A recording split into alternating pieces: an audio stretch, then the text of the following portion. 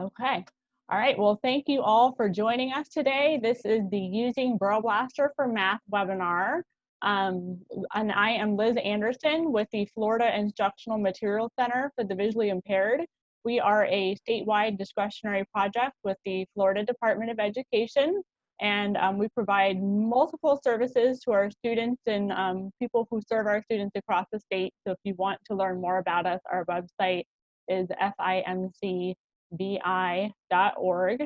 So be sure to check that out. And so as I mentioned, we do have closed captioning. If you haven't found that yet, the button should look something like this on your Zoom screen if you want to turn that on. And then again, with the chat, making sure that you have changed that to all panelists and attendees so everyone can see what you are typing in there. And so throughout the session, you can type your questions in the chat and we'll raise them to the presenter, or William will probably catch them too, or you can raise your hand and we will give you the microphone if you would like to ask your question verbally. That's an option as well.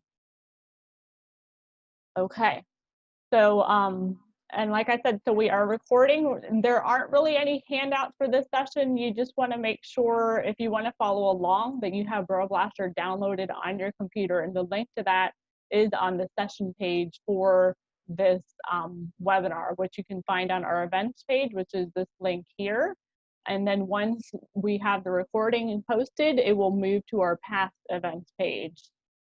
So if you're looking for that, or if you want to share this session with somebody who wasn't able to make it today, make sure you do that. And if you are looking for in-service credit or ACBREP credit, we offer both of those. You need the opening code and the closing code in order to get that credit. And I will explain at the end of the webinar how to get that credit. And our opening code for today is spatial. Spatial. So that is S-P-A-T-I-A-L. I can't spell right now. Okay, opening code. I'm typing it in the chat box. Ooh, and I misspelled it, but Andrea got it correct. Thank you, Andrea.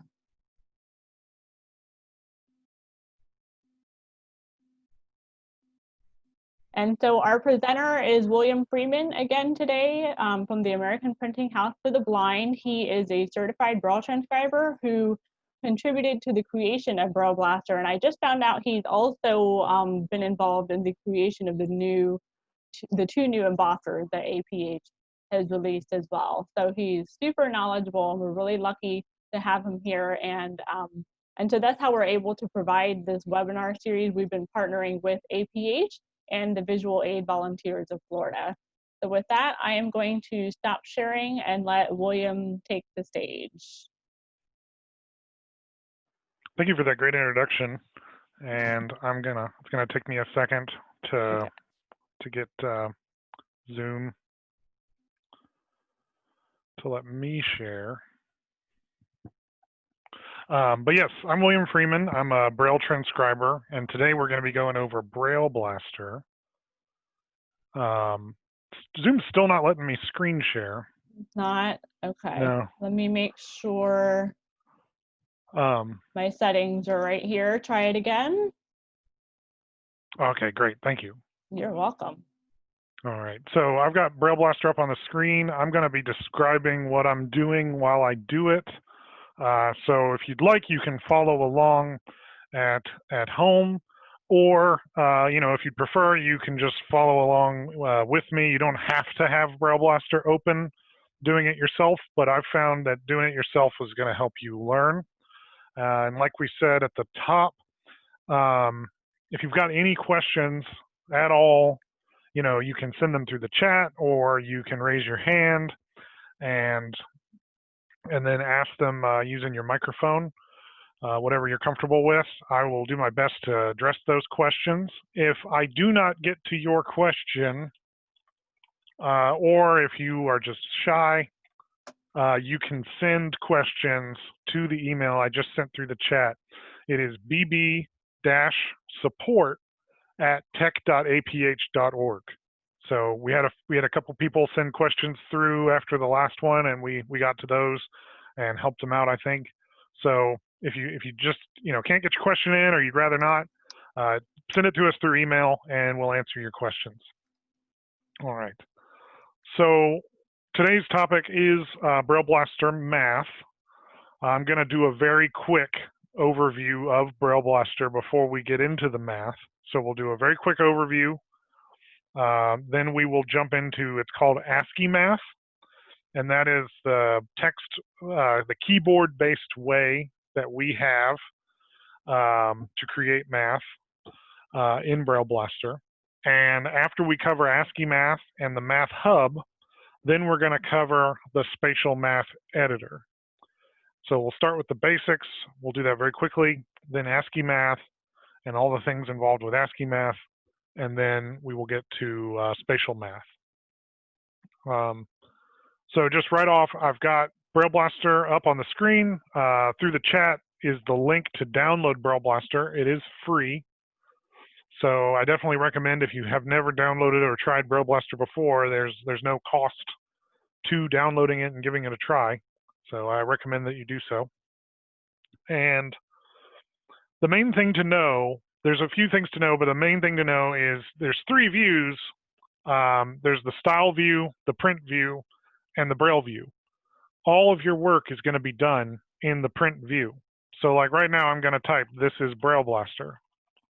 This will be familiar to some of the folks, but I'm not going to go through the whole thing. This is BrailleBlaster. And then when I press enter, or if I just moved my cursor, that then gets updated. So we get, this is BrailleBlaster in the print view, this is BrailleBlaster in the Braille view, and then we get our style in the style view. And so everything you do, you're going to do it in this print view. From typing text, to applying styles, to using any of the tools like the Spatial Math Editor, which I also just typed into the print view. So I press enter, and now that line ends up being 2 lines when I press enter. I could have just kept typing like that forever and it would have stayed as 1 line. And that's because we get our margins from the Braille view. So we know where this line should end only when we translate it. And so right now, that second line, typing text to applying styles to using any, that's the same line in print as it is in Braille. And that's going to be true of every single line in your document. Whether you open up a 1,000-page textbook or a short worksheet. And I'll just go ahead, and this is a third item. And so now I've got 3 items of text. And I'm moving kind of quickly, a lot quicker, I think, than I moved on Monday. But this is just to make sure people are kind of familiar with some of the quirks and differences of BrailleBlaster. A big thing that's going to come up with math is when you apply emphasis, so bold, italics, underline, and the math emphasis, which we'll get to, you want to type your text first and then apply the emphasis. So like if I want to, I'll highlight BrailleBlaster. If I want to highlight BrailleBlaster and make that bold, I have to highlight it after typing it and then Control B to make it bold. So that's something I think that's going to be important to know when we jump into Ascii Math here in just a moment. So you type the text, then you highlight it, then you apply the math aspect. And then another thing to know is when you apply styles, BrailleBlaster is going to look at the style that precedes that item and the style that follows that item. And based on that is going to decide whether or not to add or remove blank lines. So applying styles is pretty straightforward. You can highlight the item. You can have your cursor on the item.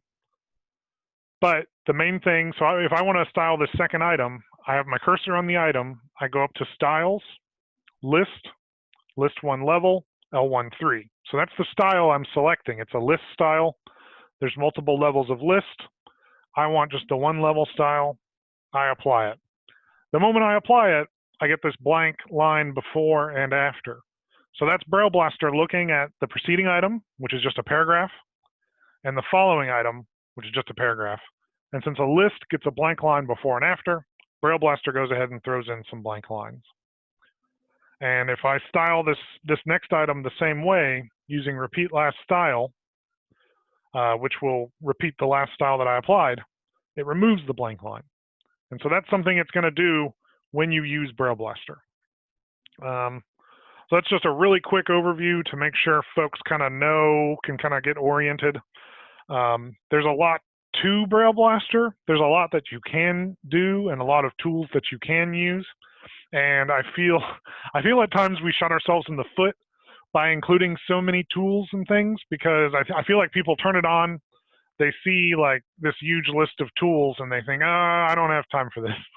You know, I'm very busy. I've got a lot of students. I've got a lot of responsibilities. I don't have time to learn this. The key thing I think to know about BrailleBlaster is it's sort of designed for multiple kinds of users. So TVI that just needs Braille sometimes, they can get just as much out of BrailleBlaster as a transcriber working on a textbook. So even if you've never used BrailleBlaster before, I think you can still get a lot out of it just getting your feet wet, making simple documents, you know, applying styles, applying emphasis, typing text. You're still going to get quality Braille that you can share with your students. And also, I'll cover this very quickly. You can open Docx files. So I covered this in our last one, but we have analyzing the text.docx, opening that file. This was made in Microsoft Word, and it's a pretty basic file. Like, this was made entirely with Word styles. So this is just a heading 1. It becomes a centered heading, paragraph. We made a list using the Word list tool. We applied emphasis to different parts of the items. And the cell 5 heading is a heading 2, cell 7 heading is a heading 3, and then we have some paragraphs. And so it's pretty obvious, pretty straightforward and basic. So if you have Word or if you have OpenOffice, I forgot to mention that last time, OpenOffice is a free version of Word that anybody can get and use, and it's just as good as Word. If you have OpenOffice, you can do the same thing, just applying these basic styles, making your document, saving it, opening it in BrailleBlaster. So that's kind of my elevator pitch for you should be using BrailleBlaster, at least for some of your projects. I'll cover saving very quickly. So File, Save, will save a BBZ file. And then you can open this, edit it. You can emboss this file, emboss. You can send it to your friends and family members. And then also, if you need to make a BRF, you can go File, Save BRF. And then that will make a BRF of your file. Are there any questions about the basics before we jump into Ascii Math? I know I went through that pretty quickly, but I didn't want to be boring to folks that attended on Monday. All right. Folks might be typing, but I'm going to go ahead and jump into Ascii Math, and then if there's any questions, I can jump back and answer those questions. So Ascii Math, I don't know how many folks have heard the word ASCII before. I'm going to go ahead and type it on the screen. So it's typically all caps ASCII, A-S-C-I-I. And if you've never heard of that word before, the main thing to think of when you hear the word ASCII is it's the keys on the keyboard. So within math, there's a lot of things that there's no equivalent key on the keyboard. There's no key for the Greek letter pi, for example, on your keyboard. There's no key for the multiplication cross or the multiplication dot. You know, those keys just don't, there's not enough keys. The keyboard would be the size of your desk if it had all the keys on it that it needed. And so Ascii Math is math that you can make using the keys on your keyboard. So I'll start with a really basic example. So 1 plus 1. So 1 plus 1, all those keys are on the keyboard. It's very easy. 1 plus 1, that's going to translate fine in UEB. Now let's say instead of UEB, I'm doing UEB plus Nemeth. So I'll go over to my translation settings. All I'm doing is I'm going settings, translation settings, and then right there at the top is a drop-down, Braille Standard. The default is UEB. I just click that drop-down, and I'm going to change it to UEB plus Nemeth. And then that's going to update my math table. So now my math table is set for Nemeth. Now I can click OK, and that'll affect the current document. It'll make my current document UEB plus Nemeth. But I can also click Make Default, and what that'll do is it'll affect this document and all new documents going forward, and basically until I change it. I'll go ahead and click Make Default. So the functionality is going to be the same, but I feel like Nemeth demonstrates kind of why Ascii Math exists and what's special about Ascii Math. So I'm going to go ahead and click Make Default. And now I'm set for UEB plus Nemeth. Now what you might notice is my 1 plus 1 is still in UEB. And I mean, I can hear it. People are sharpening their pitchforks. They're wondering, you know, what is this guy doing? But what it is BrailleBlaster doesn't know to use your math table for this text. So BrailleBlaster is still going to treat 1 plus 1 as literary. You have to tell it that this is Ascii Math. You have to tell it to make this, to translate this as math. And the way you do that is you highlight it, 1 plus 1, you go up to Math in the menu, and the very first item there is Math Translation Toggle. The hotkey for that is going to be Control plus M. So you highlight the text, Control plus M. That's going to do a few things. It's going to update the print view. It's going to highlight that text pink, and it's going to update the translation. So now it's going to translate in Nemeth. And you can switch between codes. So one of the great things about Ascii Math is Ascii Math is not specific to either code. So it's the same Ascii Math, whether you're making UEB or Nemeth. So let's do some more complicated examples.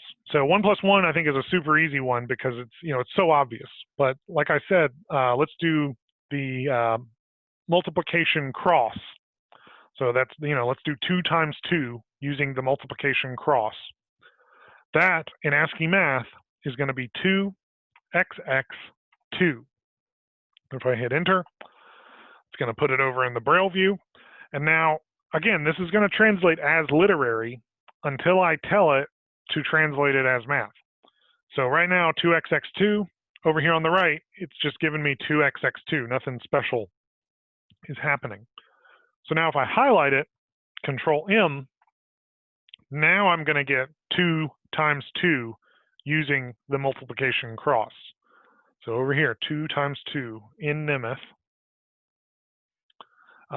Let's do the multiplication dot. That's going to be 2 asterisk 2. Go ahead and press enter. It starts out as literary. I highlight, Control M. Now I'm going to get my math translation. Some others that are somewhat obvious would be like if you have an exponent. So if you have x squared, that would be x caret 2. So x caret 2, this is x squared. Highlight, Control M, and now we are getting our x squared. Is there any way to just keep the math translation on? Not in version 1. So I'm using version 1. Version 1 is the most feature complete version of BrailleBlaster available. And so we have a version 2 that is available for download, but it's still missing features. So like right here, I have on the BrailleBlaster download page, there's a radio button right under download BrailleBlaster. And by default, it's going to be on the stable release, which we just put out a release for 1.1.25. So we also, we have beta, which is going to be basically the same as the stable. It's just a couple weeks earlier than the stable. And then we also have version 2. So version 2, the version number is going to be BrailleBlaster 2.0.2.27. So I don't want to get too much into the weeds on version 2, but I actually said to the development team that I wished I was presenting version 2 today.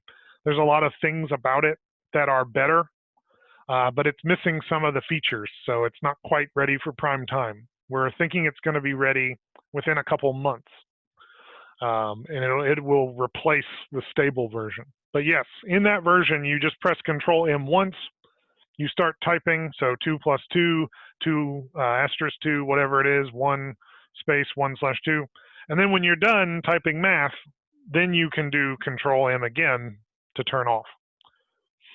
So now I'm being asked, is there a reference sheet that gives symbols to use for each of the math symbols? Yes, there is. There are a lot of these symbols, and we do not expect anyone to memorize them. I don't even know all of them. I just know, the ones I use when I present. But those are all in, if you go to Math in the menu, the third item down is the Ascii Math Hub. So let's go ahead and open that up. It'll take it a second to open as it loads thousands of years of math history. It starts on the examples page. So all of this is broken down into examples. And you can also break it down by category. So there's operation symbols, miscellaneous, relation, Greek, logical, arrows, accents, functions, specials. There's also a search function, which is very handy. You can search for items in the Math Hub. Let's stay on the examples page. We've got the question, will you notify us when version 2 is ready? Yes, everyone is going to be notified. We will shout it from the hills. I'm very excited. There's so much that you can do in version 2 that you couldn't do in version 1, and I think folks will like it. I encourage you too, especially the braver folks out there, download it now. You can have version 1 and version 2 installed at the same time. So you don't have to commit to version 2. You can go ahead and download it, try it out, give us feedback. Now's the time to jump in there and say like, hey, I like this, I don't like that, don't do that, and let us know what you think. So definitely go ahead and download version 2, and you can use both at the same time. Anyway, let's stay on the examples tab for the Ascii Math Hub. I really like the examples tab. It's got lots of examples, beveled fractions, complex fractions, exponents, different types of equations, overbars. And so when I select an example, like let's start with complex fractions. So I'm going to select complex fraction. And that is going to then fill out this information over on the right. Over on the right, we have a text box. And in that text box is the Ascii Math to make a complex fraction. So when I pick my example, it fills out the text box, and now I can edit this text box. So where it says 12 plus 3, maybe I need to put x times y, or maybe I need to put 2xx2, or whatever it might be. And so I can edit this, and I can edit it using the examples. So like, let's say I highlight what I want to change, and then I go pick another example. So let's say for whatever reason, I can't think of a great example, but let's say I want to change these numbers to be an exponent. So I can click the exponent example, and now I've edited my Ascii Math to be 123 over x squared.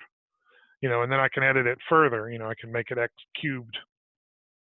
And I can just keep editing here, and above it, there is an image. This image is made using MathJax. And so MathJax is a way of displaying math, and it makes a picture. And so even if you don't know the ASCII math that you're creating, if you're not sure that it's right or whatever it may be, you can refer back to this picture and make sure, yep, that's what I wanted to make, so we're good. And since it's ASCII math, or since it's MathJax, it's accessible. So if you're using a screen reader, you can just move your focus up to this image, and then if you're using NVDA JAWS on PC or VoiceOver on Mac, it will then relay that information to you in an accessible spatial way. So you can use the examples to build your equation, to learn ASCII math, and then when you're done, you can then insert your equation into the print view. So now that I've got it all typed out, now I can just click Insert Math, and it puts that exact ASCII math in the print view. There is an accessibility issue here that we're working on. If you're using a screen reader right now, it's going to be harder to keep the Math Hub open and to move back and forth from print view to Math Hub, print view to Math Hub. So you have to do insert and then close the Math Hub, move your cursor, open it back up. We're working on getting that fixed, but I wanted to make that clear to if there's anybody on here using screen readers, so nobody was confused about what was happening.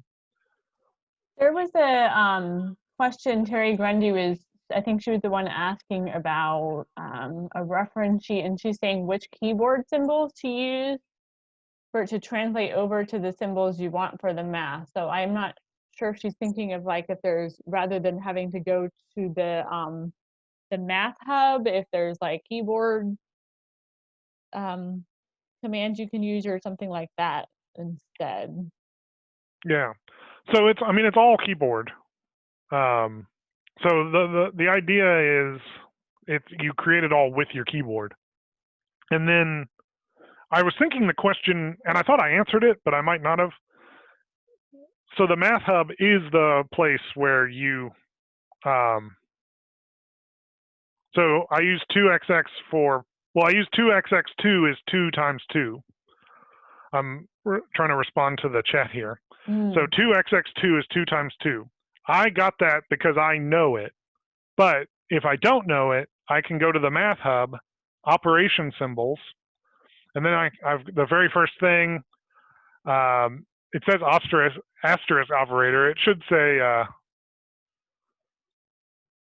but if I find the cross, here, I might have to do a search.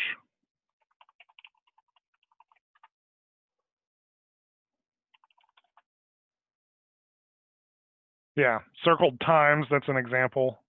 So I can use the circled times, and this is different than the cross and the dot. But yeah. I think I saw it in the operation symbol. Yeah. Oh, there it is. Yeah. I was having a bit of trouble like looking and trying to think. Yes. Thank you. Understand. Yeah. So yeah. So there's the multiplication X. These are labeled, and a lot of them are images. So, but they're labeled images. And so no one's expecting you to memorize the Math Hub. But I think what will happen, the idea is that you can use the Math Hub to get familiar with ASCII math. And then once you are familiar, especially if you're making the same, like if you're an algebra teacher, you're going to be making the same kinds of equations over time. And then you can ditch the Math Hub and just make your equations live, so to speak. And we did not invent ASCII math. You can go to asciimath.org, which is where we got it, and there's lists there of different.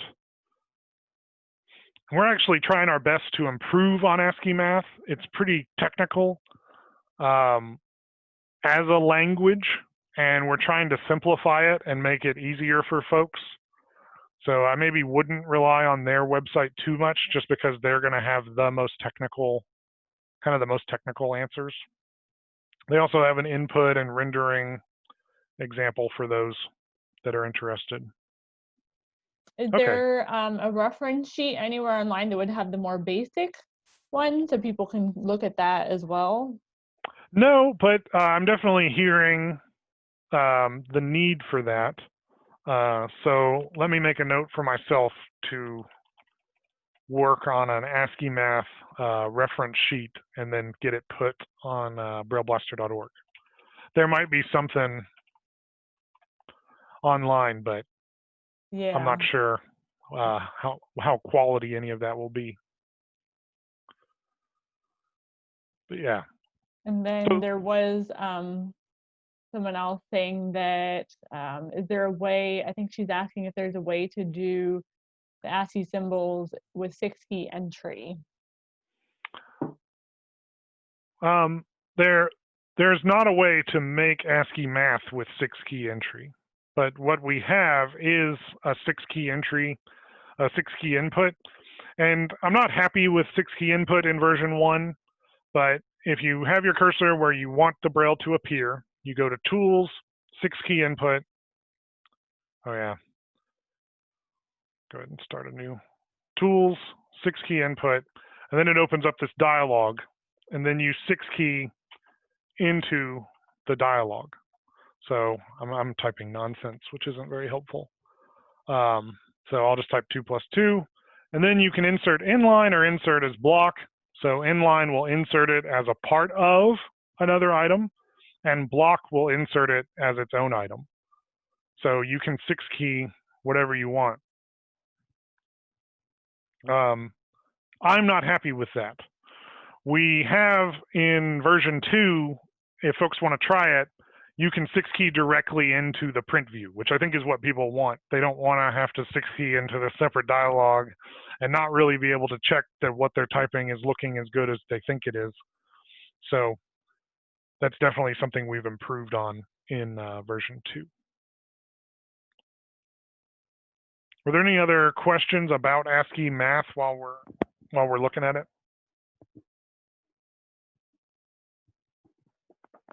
I think one thing folks will find while they use it, especially if you've used, if you've ever like had to write out Nemeth using ASCII Braille, you'll find that ASCII Math is really similar to Nemeth.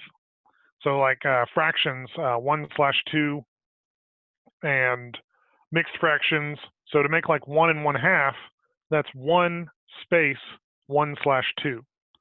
So then I can highlight that. I can highlight both of those examples, Control M, and then those translate in Braille. Is there a limit to how large of an equation you can create? No, there's not really. The one thing that I think we can improve and are looking at for version 2 is we can make it easier when your equation goes on to multiple lines. Like right now, I'll go ahead and pick, so if I go back to the examples, if I'll pick the Taylor series, which is pretty long, pretty complicated. Put my cursor back in the print view. I'll click Insert Math, and then we get a ton of math. And it's not really breaking up. Like it tries to break up in a way that will be good for you. And I don't know that it necessarily accomplishes that. Like notice it's going to see it breaks up at the equal sign. And that's, you know, that seems like a good idea. It's trying. It's it's cute. But in this case, you know, we need that in and the equals 0 to stay together. And so it's tried to help us out, but it's let us down here. So we're looking at ways to make it easier and more obvious to break up your equation where you want to. So like here, I could add a space and kind of force it to break up where I want it to. But even then, it can be kind of problematic. The other thing that I don't like about ASCII Math right now is the way spaces are done. So if I want, so you notice, for example, in the mixed equation, 1 and 1/2, so the ASCII math for that is 1 space 1/2, okay? So spaces have meaning in ASCII math. And so if I do, I'm just doing simple equations here. So if I do 3 plus 3 equals 6, press enter. Well, first I need to get out of that equation. 3 plus 3 equals 6. If I go ahead and make that into ASCII math, it will automatically space around the equal sign. But then, like, if say it was for a small child and I need spaces is also around the plus sign, if I put in spaces, those get ignored. Whereas if I put slashes, then it actually follows my directions and puts in those spaces for me. So one of the things we're looking at is making it easier so that a space is a space and you don't have to put in these slashes. Because yeah, right now, basically this slash is what's called an escape character. And it just tells it the following thing should be followed through exactly and it doesn't represent something else. So this space is just a space. It doesn't represent something else. So the question, does it break up the equation where it might be confusing for a student learning order of operations? Well, I think the thing that it does is it doesn't really break up the equation other than around, basically it's going to break it up right now around spaces. So you're going to kind of have to manually go in and add spaces and sort of tell it where to break it up. And I think we can work on making this more obvious. So in the chat, we have, I find this complicated, and I will tell you that explaining ASCII math does make it sound complicated. I think it definitely, if you're trying to cover a lot at once, it's going to sound worse, I think, than it actually is. I think it definitely can be made simpler. Big thing is making spaces easier to add. But I think if you use it, you'll find that especially for creating worksheets and things like that, it's not as complicated as it might initially seem. It's a lot to explain at once, but compared to other methods of creating math, it's actually relatively simple. So I agree that it is complicated, especially when you try to take a lot of it in at once, but I encourage folks to try it and see what they think.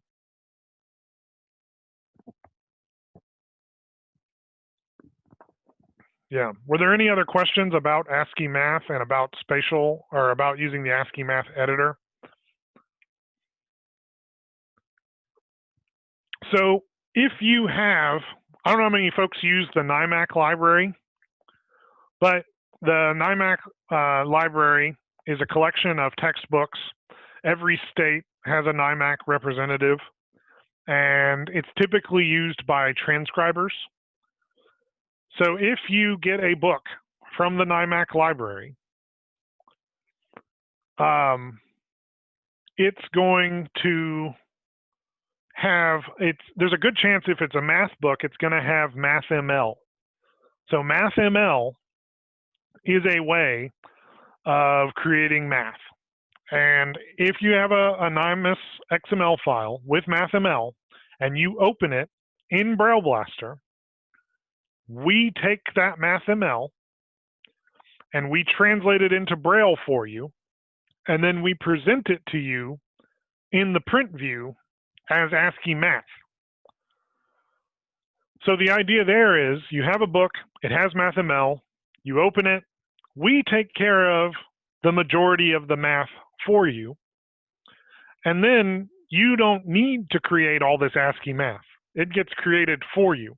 But you have the ability, if there's an issue, like maybe the NIMAS file is from the book 2 years ago or a year ago, and there's a change now in the print, instead of redoing the whole book or redoing the whole equation, you can just go in and, oh, this is 1 1/2. Now in the newish version, it's 2 1/2, or whatever it may be. So the Ascii Math is especially useful when you're working with a large book, because now you've got it all in front of you and you can just make on-the-spot edits as you need to.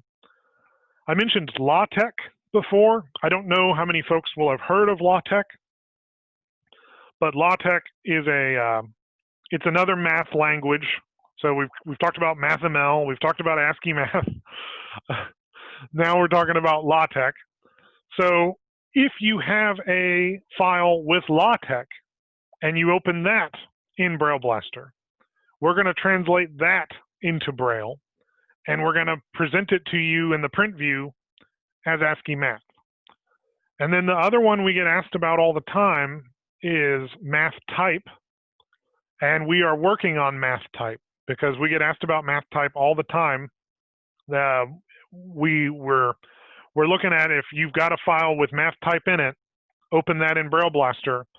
We'll then translate it as Braille and present you with the Ascii Math to then edit. So the idea of Ascii Math, yes, we want you to be able to create it. We want you to understand kind of how the symbols work and all that. But the main idea is we just wanted a simple keyboard-based way that folks could edit their equations. That, you know, they've got their MathML or their LaTeX or their math type from their document, and now they can edit it in the print view. And if you're not comfortable with that, you then have the Ascii Math Hub, so you can make your equations. So I don't need to know any Ascii Math to click on square root, and then I get square root of 64. I need the square root of 123. Click insert, and I'm done. I don't have to memorize anything. I just have to be able to use.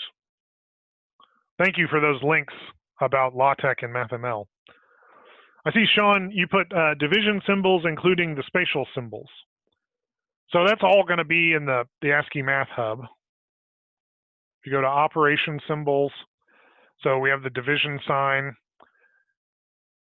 And then you asked about the spatial symbols. We'll get to the spatial math editor, which is, I think, what I would use for that in just a moment. But if you wanted to do 3, or I'll do 9 divided by 3.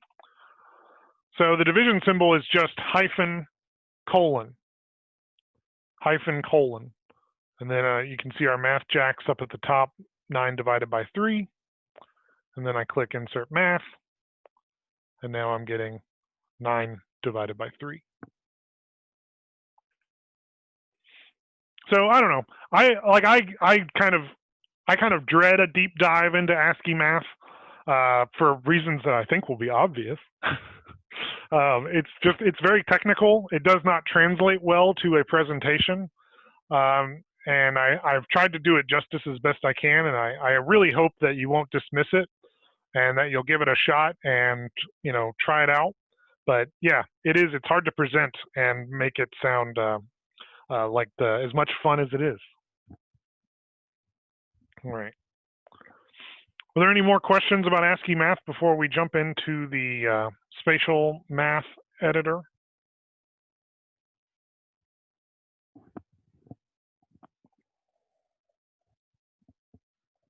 Yeah, the 6-key entry. So we got a question. I'm trying to use 6-key entry, but it keeps saying warning and won't let me key in. The 6-key entry tool in version 1 is not good. It's not good, and that's why we've gone to must place cursor on text. Yeah, that's because it wants this buffer between it and the Ascii Math. So if I do, where is the cursor? So now that I've got some buffer between me and the Ascii Math, now it'll let me do 6-key entry. I'll go ahead. Most folks probably are not going to have version 2, but very quickly, just to show folks, this is version 2, and it looks a lot like version 1. There's not a huge difference there. And one difference right away that I'll point out is as I type text in the print view, it will update the Braille view on its own time. So I don't have to press enter. I don't have to do anything. The Braille view is untied from the print view and kind of does its own thing. One thing that I really like is I just pressed Control M. So now I do 2 plus 2 Ascii Math. Press Control M again to turn it off. And now I'm creating math and regular text at the same time.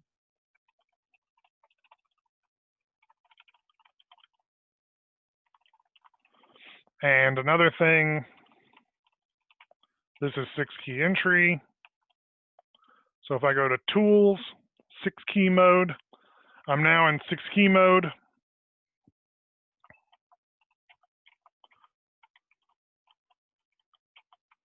And I'm now just typing example. So now I can just type Braille as I want. All right. So that's I just wanted to show you all version 2. I was bringing it up so much, I wanted to make it clear that I wasn't just, that it wasn't a fabrication. So I'm moving back to version 1. A lot of the behavior of version 2 is going to be the same, but we basically cleaned up some of the big problem areas from version 1 has kind of been the main point. So question, transcribers can do the NIMS symbol for division on a single line. How does that work with BrailleBlaster? So let's jump into the Spatial Math Editor, and I think I will answer your question as a part of talking about the Spatial Math Editor. So to open the Spatial Math Editor, you go Math, Spatial Math Editor. And there's several types of templates. So there's math templates. There's regular text. It's going to start on regular text. Regular text is just a place to add exactly that. Regular text. And then we have the math templates. This is for vertically arranged math equations. And then we have matrices, which is, for your matrices, and it's kind of laid out spatially. And then we have the number line editor, and that's for making number lines. And so let's go through these. I will go back to math templates. So this is our vertically arranged equations. I'll start with a basic example, and I'll just do 3 plus 3, or I'll do 33 plus 3. And click Insert, and then that gives me the math for 33 plus 3 laid out in NIMS. So now if I open up the Spatial Math Editor again, I can add additional rows and columns to this. So if I add another column, down at the bottom, there's rows and columns with previous and next buttons. So I'll add another column by clicking the next button for the columns. And that gives me a blank template. So now I can add, I can do 3 times 3, or I'll do 6 times 6. And then I can click Insert. And I could do this all at once. I don't have to do them one at a time. I can continue to just make as many equations as I need to. So I can go back to the Spatial Math Editor. Now, within this basic framework, I can do plus, minus, and times. I can't do division. With this one, I go up to the template type. There's a simple template, which is what I'm in now, a fraction template, which is also one I can do, and then a division template. So if I open up the division template, it has places for a divisor and a dividend. So I can do 3 into 9, and then click Insert. And then that gives me, I think this will answer your question, Sean, how I can do the division symbol on a single line. And I can also edit this, so I can go back into the Spatial Math Editor. Up at the top, there's a solution by default, it's going to say false. I can set it for true. So for this one is 33 plus 3. I can make that 36. I can go over to the next one. Solution true. And 3 goes into 9 3 times. Let's make our dividend 10. So we'll have a remainder. So I'll make a remainder of 1. Click insert. And now I've got my solutions. So 33 plus 3 is 36. 10 divided by 3 is 3 with a remainder of 1.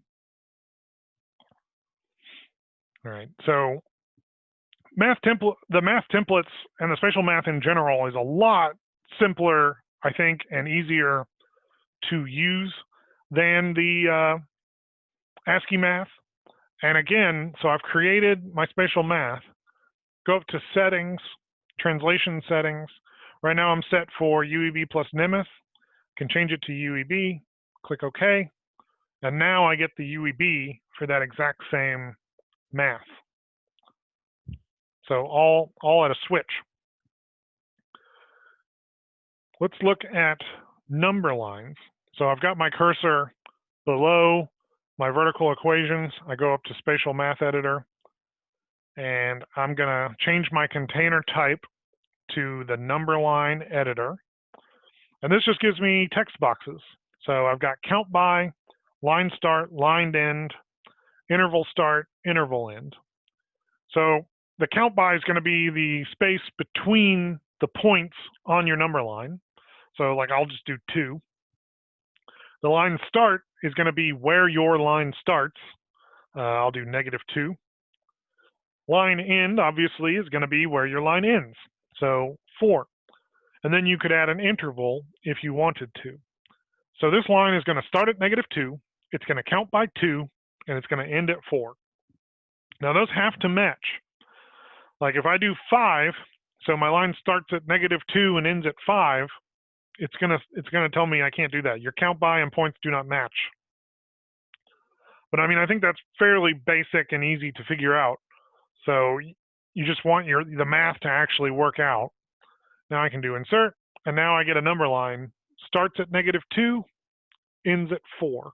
So my points are -2, 0, 2, and 4. And then I've got my arrows as well. So if I go back into the Spatial Math Editor, I can add an interval. Let's say I want an interval to go from 0 to 2. Can click Insert, and now I get my interval added above the number line. And again, this is something I can switch back and forth, UEB plus Nemeth. Were there any questions about this so far? Oh, love the number line feature. Thanks. Appreciate that. And this is again, like I could do a super deep dive on this. So you can change how your interval appears. You can change how your interval starts. So like the options for intervals are you can have an interval or you can have points.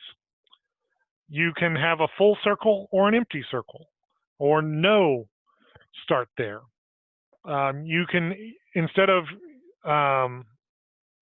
writing math, you could write user text. So you could insert, like, part of, I think, what can be dangerous about BrailleBlaster is it can be really easy to use and really basic, and there's a really basic, easy level to use BrailleBlaster, and then there is a more complicated, like you can get deep into it, and I feel like that's a consequence of trying to make a powerful tool.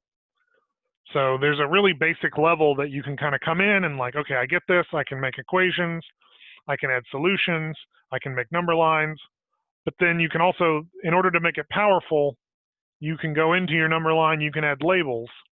So you can add labels to the line markers. I can't think of a great label, but I'll just put the letter X.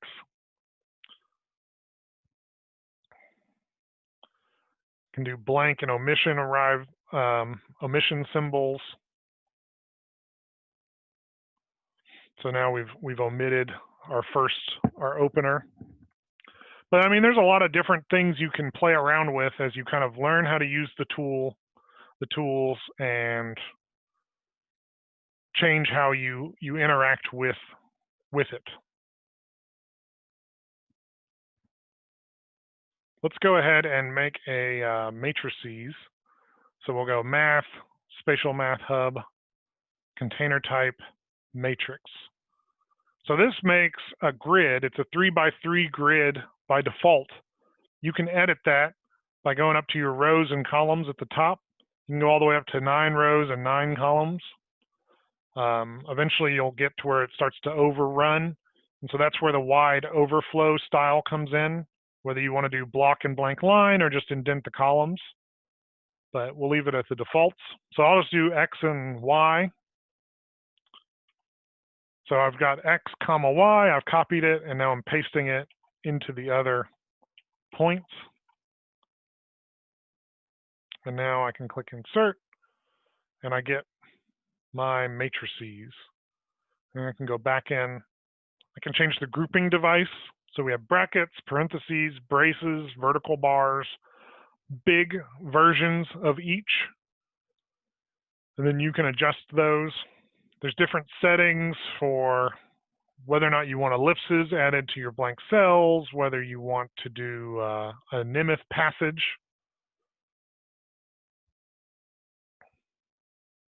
Can I edit on the Braille side, right-hand panel? So no, not at the moment. The big thing with editing in the Braille view, and it's something we want to do, but a big part of editing in the Braille view is just how complicated back translation becomes. And there's definitely, like, UEB helped with back translation a lot, but there's still places where back translation is going to be problematic, especially when you're dealing with multiple codes. So when it could be EBAE or Nimith or Cherokee or Spanish, there's definitely like going to be places that back translation falls down. So we're still looking at back translation in order to allow editing in the Braille view, but right now you can't really edit in the Braille view. No, there's no. So the question is, what about back translation for just UEB? And it's not in the cards at the moment. We definitely, like, we've got a tiger by the tail here, and we don't want to grab another tiger and try to have both of them. If you wanted to edit the Braille, would you need to save it as a BRF file? Yes. So that's one way you could, if you just absolutely wanted to edit the Braille, you could save it as a BRF. So go File, Save BRF.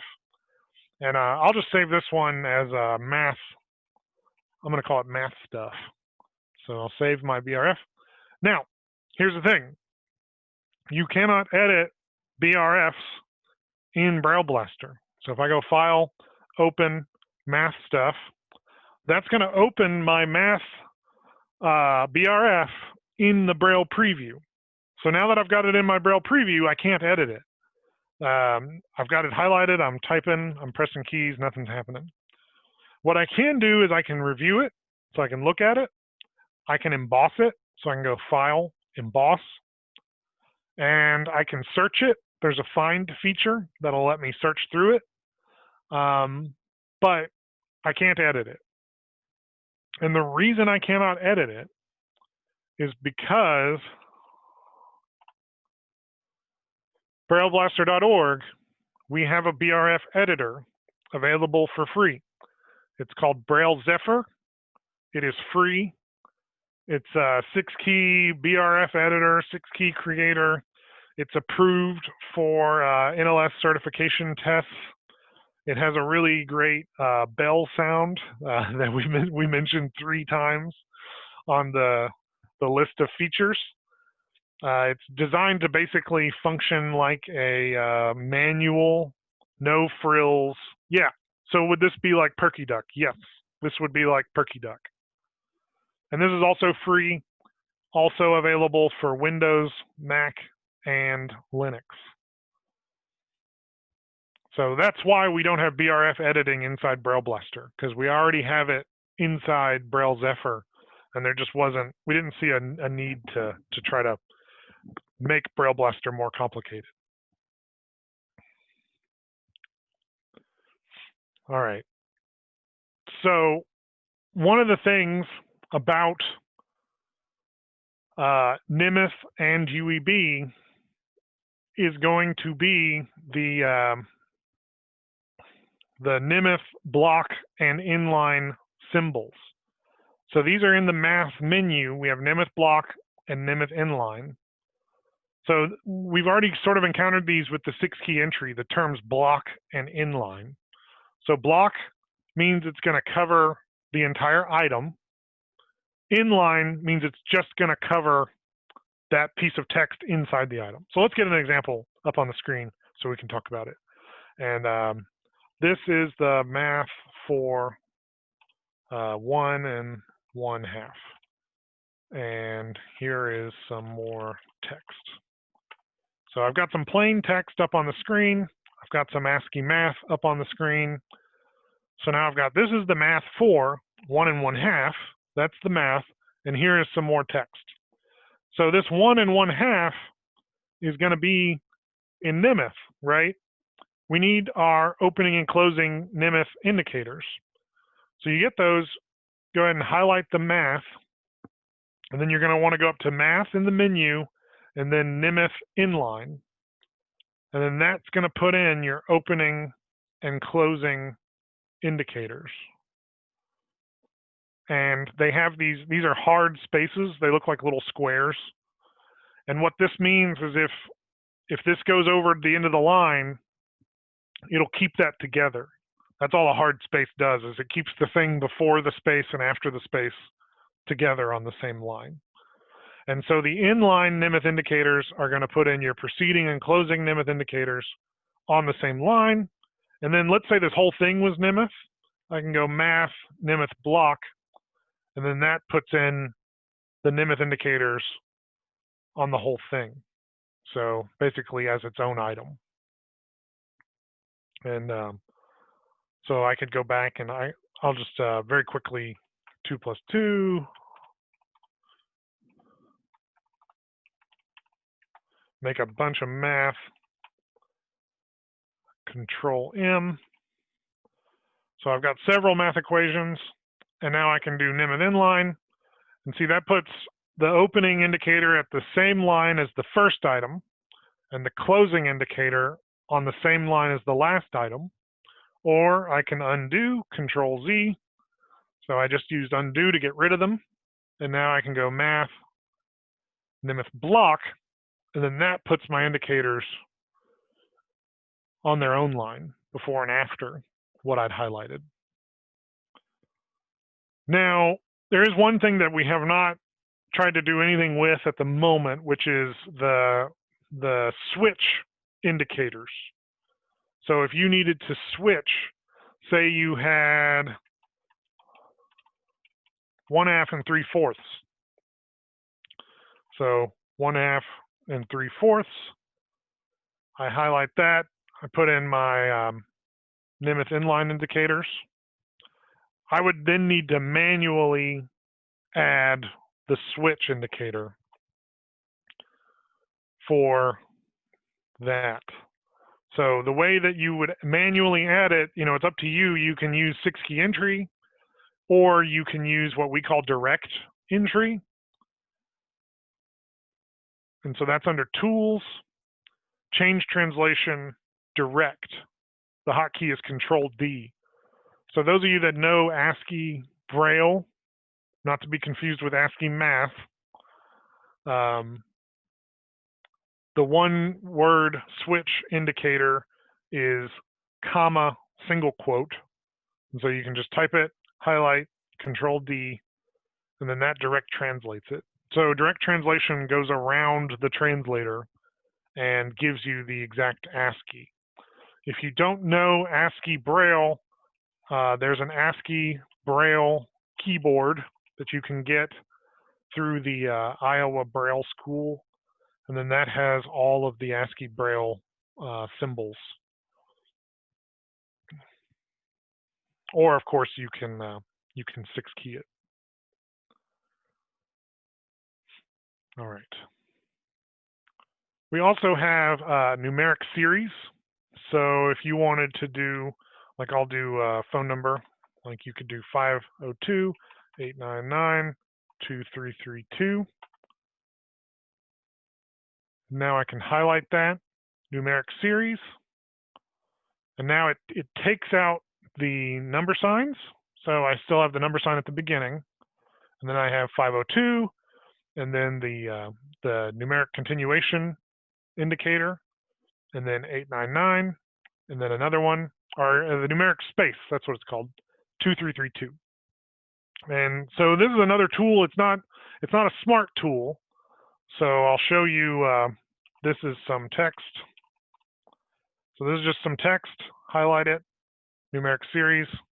It's going to do the same thing here. It's just going to get rid of spaces and put in the numeric space. But if you use it intelligently, it'll work well for any numbers that you maybe need it for. And you just type it out, Math, Numeric Series. And then the Numeric Passage is the same way, works the same way as the Nimith. And again, this is not going to be super smart, but if you need to apply it, you highlight, and Inline will put it on the same line, and Block will put it on its own. I don't think it.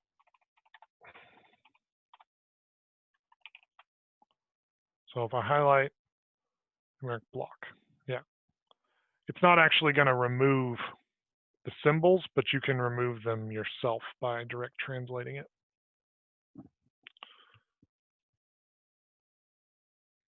Are there any questions about any of the stuff we've covered so far, like using the Spatial Math Editor, or the Nimith block, or the Numeric Passage block, or the Numeric Series?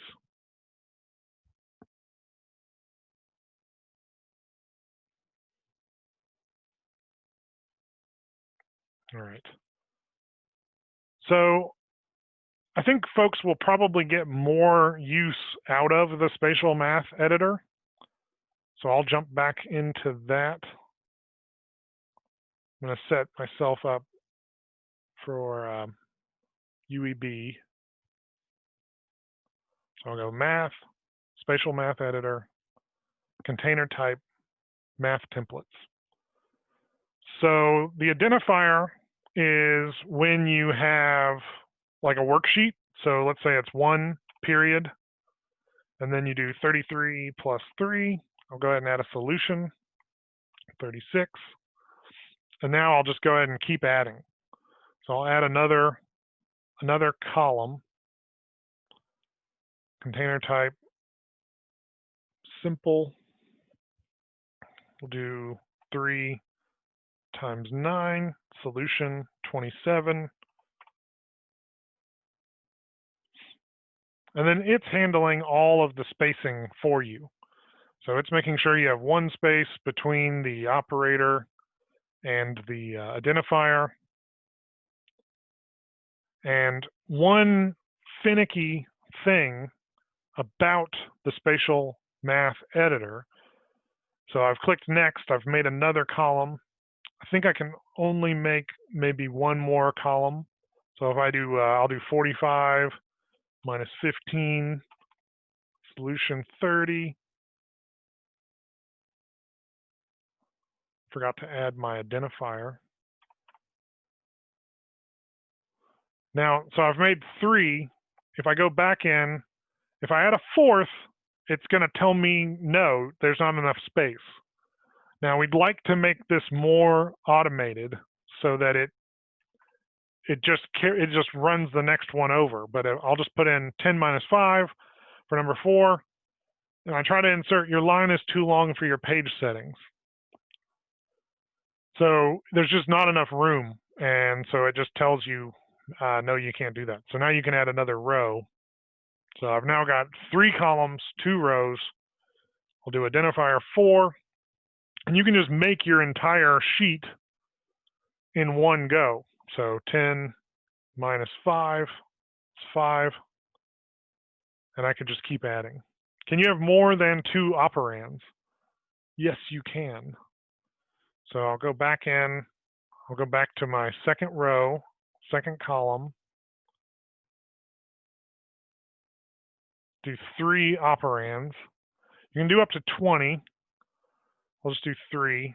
So we'll do plus 10, 10 plus 100 plus 10. I seem to have confused it. It might not like when you do multiple, do a different set of operands than. So if I do spatial math editor, operator, operands, I'll do 5. So we'll do 10.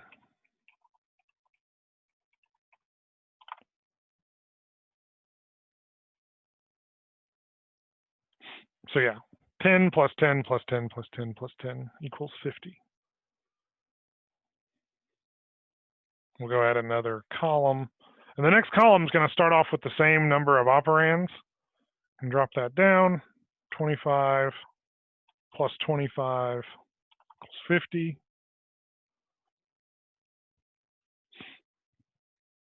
So yes, you can do different levels of operands. And there's a lot you can do here. We've got tools, so I'll switch back to Nemeth, UB plus Nemeth. We've got tools in the spatial math editor. So your identifier, you can translate that as literary or as math. So by default, it's going to translate it as literary. So my identifier is still in UEB, whereas my math, is in Nemeth. Well, I can go into the spatial math editor, change that identifier translation to math, and now we don't quite get the periods right. It wants to do a decimal point, but we can do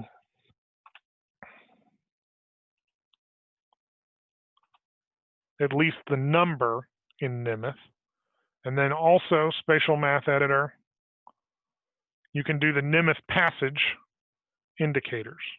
So that puts in, so here at the top, we have the opening Nemeth indicator, and here at the end, we have the closing Nemeth indicator. I think folks will really like the spatial math editor.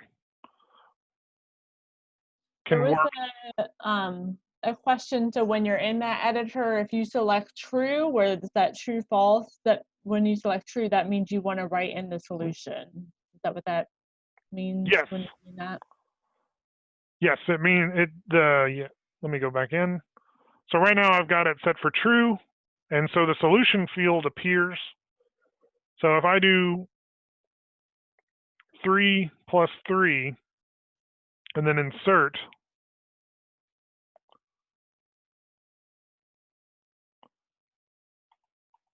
it actually will not let me because I'm not putting anything in that field. Not sure why it's mad at me. But yes, the solution field set for true is when you want to add a solution. And then you can set it for false when you don't need to provide the solution to the student. So you want them to figure it out for themselves. So how do you get that box? Okay, yeah. So yeah, the solution box is optional. It's just setting this for true or false. And then next to that is the operands, where by default it's going to be 2, but you can go up to 20. And then plus, minus, and multiply, and then your template type. So we'll look at the fraction templates. The fraction template is more complicated because you've got to fill it out kind of separately. So you've got whole, that's your whole number, then your numerator, your denominator for both. And I mean, if you want to see something scary,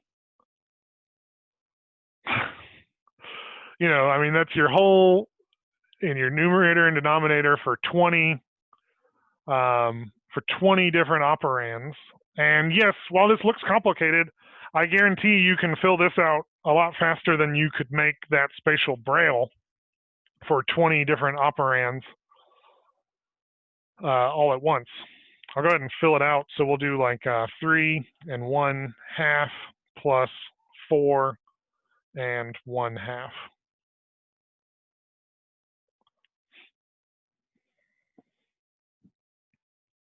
And then you could add a solution if you wanted to as well.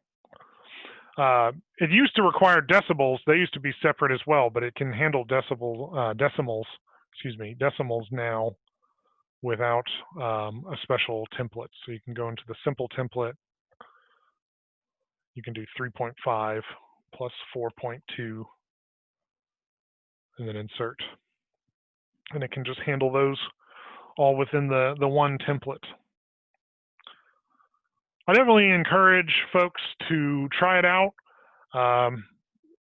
get your hands dirty.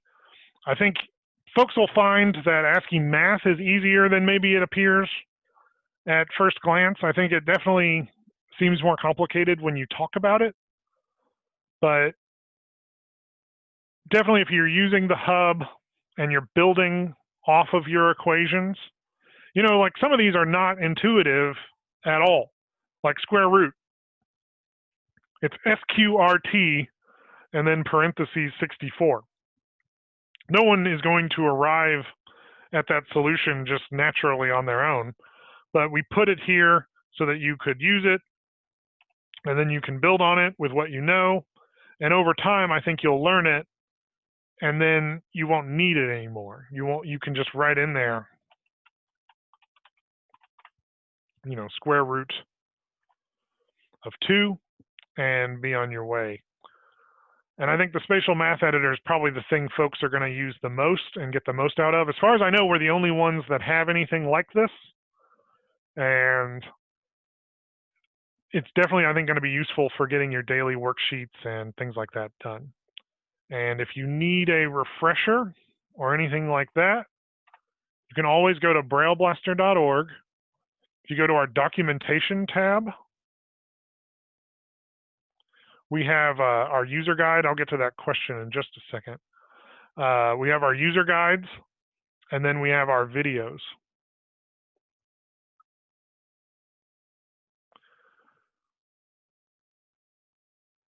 So yeah, adding like the grade 1 indicator and the prefix for the negative number. I'm going to copy this to a little notepad file, and I'll review that after the training. Thank you for that. Thanks for sending that through. So I'll look at our translations on that. A lot of our development time for the last year has been to version 2 and basically getting that ready. It shares, they both use libLouis for its translations, but there's always improvements that we can make, especially when it comes to math. Were there any other questions with the time that we have left?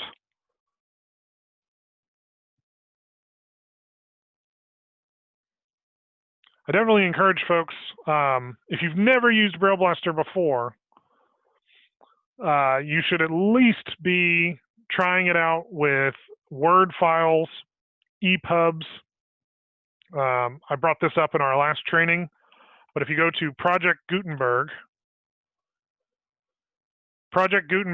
is a repository with 60,000 free ebooks, and I encourage you to check out their list, like their top 100. You know, these are all public domain free ebooks. You can just pick any of these from this list, go ahead and download them. And so I'll pick The Adventures of Sherlock Holmes. You can just download there'll be different versions you can get. I would recommend the EPUB. So download the EPUB, and then you can open that in BrailleBlaster. So like I'll go ahead and open one.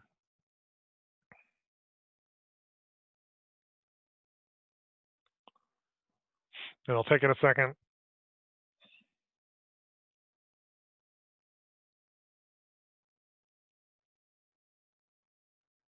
And it's translating all the headings, the paragraphs, the lists, the tables, the emphasis. It's adding Braille page numbers. And just right away, I mean, this book has a table that you'll need to work with. But just right away, you have basically an entire book, and all you have to do is go in and kind of finish it up. Like you can finish it up by using find and replace to remove some of these like hard spaces that appear and things like that. It's a very quick and easy way to get a novel completed for a student for free with very little effort on your part. And I think our math tools, I definitely think there's things we can add. If people have suggestions or criticisms or anything at all, send it. I'll put it back through. Send it to bbsupport@tech.aph.org. And I think they shine, the math, Ascii Math especially, it shines the most if you have a NIMUS XML file or another file type with like supported math in it, so like MathJax or LaTeX in it. That's really where I think Ascii Math shines, is when you're editing something that already exists rather than trying to create it wholesale yourself. So I'll go in.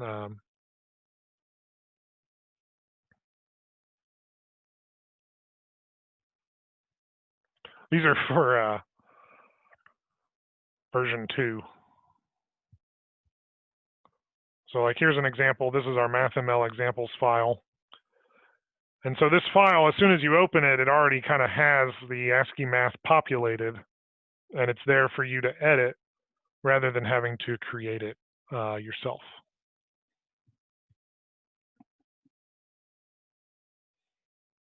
All right.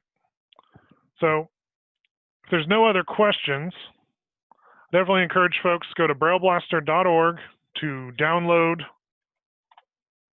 the latest BrailleBlaster.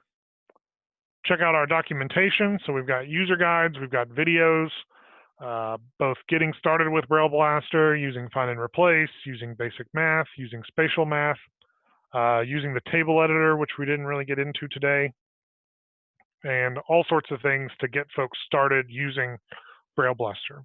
There's also a feedback tab.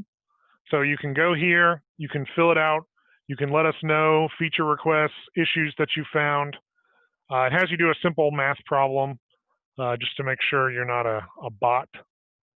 But I really do. I hope you all will download it if you haven't already. Give us your feedback, get involved, let us know what you think, and be a part of what we're trying to do. We're not trying to replace Duxbury or Braille 2000. We're trying to be another tool in your toolbox, another way for people to make Braille, because there's not enough Braille. There can always be more Braille. Kids need Braille early and often if it's going to be a part of their lives, because it's not easy to learn, and reading is absolutely necessary in a person's life. We all love audio. Audiobooks are great. Screen readers are great. It's another tool in your toolbox, but you've got to have Braille, because audio is no replacement for reading. They don't even activate the same parts of your brain. All right then. If there aren't any other questions, we'll go ahead and wrap up early. And if you think of any questions, you can send them through bb-support@tech.aph.org. Right. Thank you so much, William, for that great presentation. I feel like this is one of those things where, yeah, there probably is a little bit of a learning curve, and maybe at the beginning it takes you a little bit longer to do things, but then in the long run, you're doing things faster. That's what we're hoping. Thank you.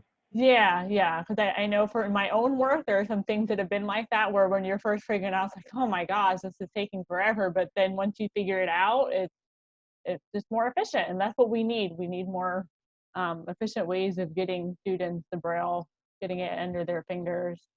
Yeah, we have some more great feedback here in the chat box saying this is great. They love the number line feature.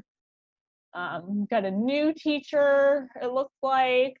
Super excited, but yeah, so I'm glad we have this free software for our teachers and anyone else out there, transcribers, to use this. So thank you for sharing all that. Yeah, thanks you all. Thanks for inviting us. Yeah, it's always a pleasure to work with you guys. Thanks. All right, I am going to share my screen again.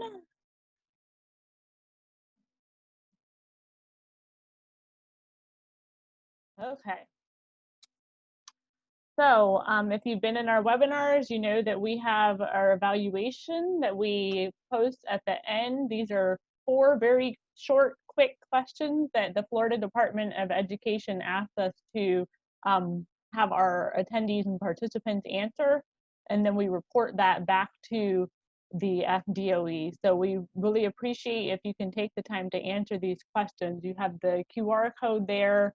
You have the link is always at the top of our events page, which is FIMC-VI.org/events, and there's a bit.ly as well. And for this webinar series, we're trying something new where we're going to have 3 random people get giveaways if they complete the evaluation. And I think what I'm going to do is wait till this 5-part webinar series is done and then go back and do that to make sure everyone's had the chance to do the evaluation if they wanted to. So make sure you do that.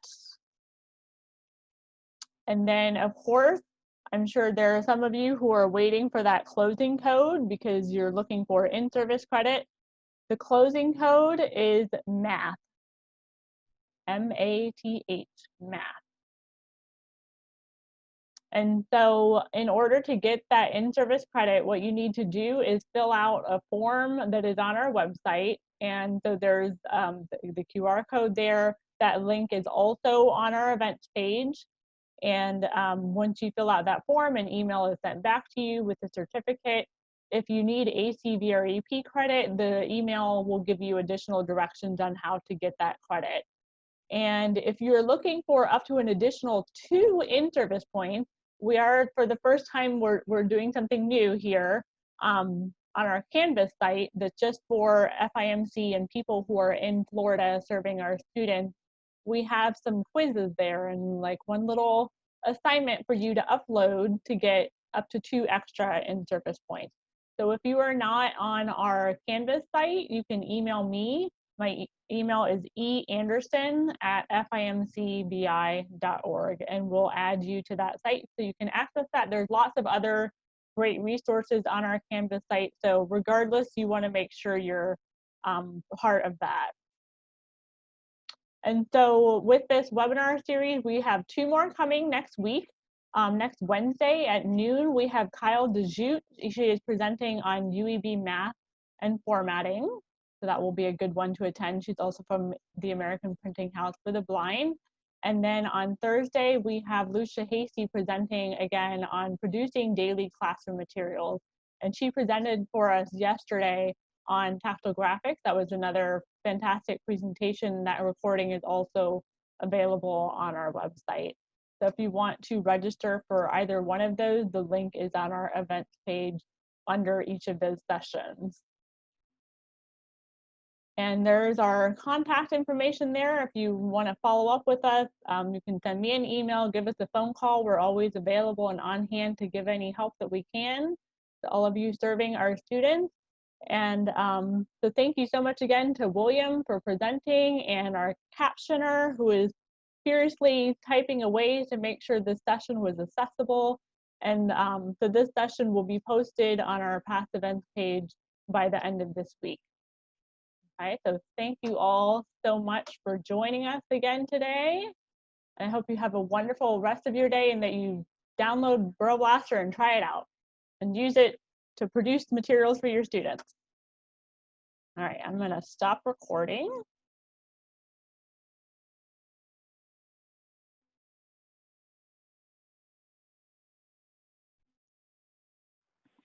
Thanks so much, you all. Really appreciate your time and interest. Yeah.